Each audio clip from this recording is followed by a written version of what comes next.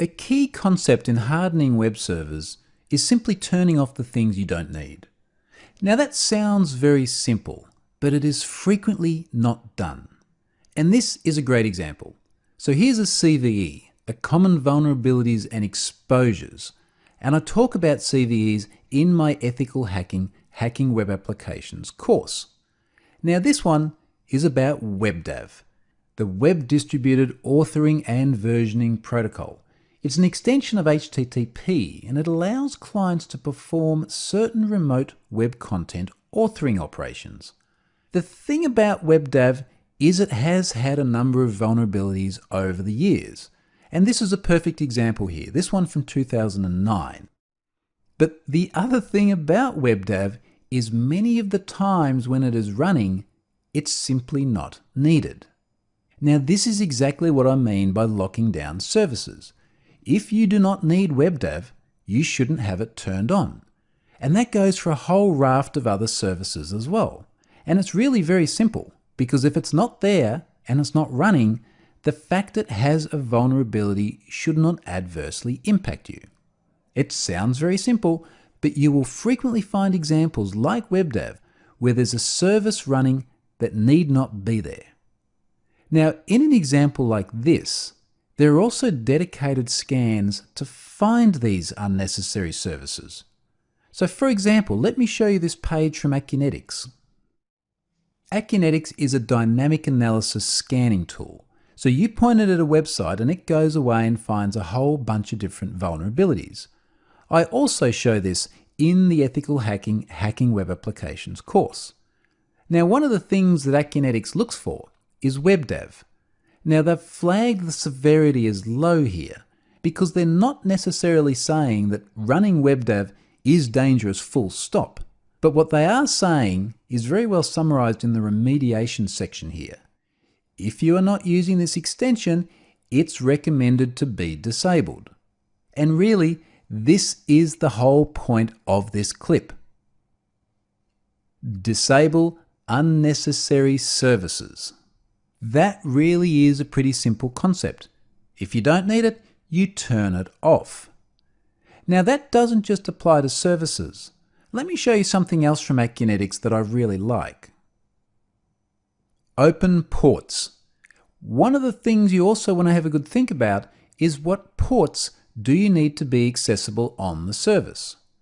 They've got a really neat diagram here. So let me scroll down a little bit. Now what I like about this is that it's a good picture of some of the typical ports that you see exposed on a web server. Now you would hope that a web server isn't also running Microsoft SQL Server, although certainly I have seen that many times, but clearly if it's not, then you don't need port 1433. Get that closed and then nothing that could exploit that port is going to get through.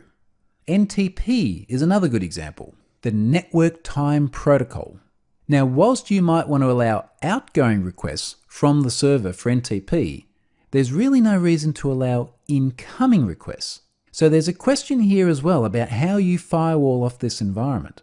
That is the point at which many of these ports will be blocked. And really what you want to be doing is talking about what should you actually allow.